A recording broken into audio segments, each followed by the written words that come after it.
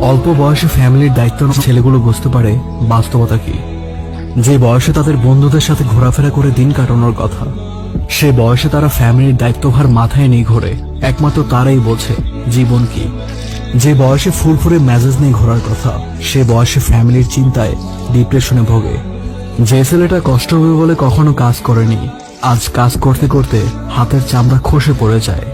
যে ছেলের পকেটে টাকা শেষ হওয়ার আগেই বাবা পকেটে টাকা দিয়ে দিত, সেই ছেলে আজ তার পকেট খরচ সে নিজেই জোগায়। একটা সময় পর বুঝতে পারে ভাই বন্ধু কেউ পাশে থাকে না, মন খারাপ হলে তাদের পাশে কেউ থাকে না।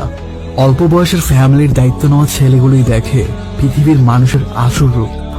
ফ্যামিলির একটু ভালোর জন্য, সুখের জন্য তারা স্যাক্রিফাইস করে দেয় তাদের জীবনটুকু। অল্প বয়সে ফ্যামিলির দায়িত্ব নেওয়া মানুষগুলোর শেষটা সুন্দর হোক।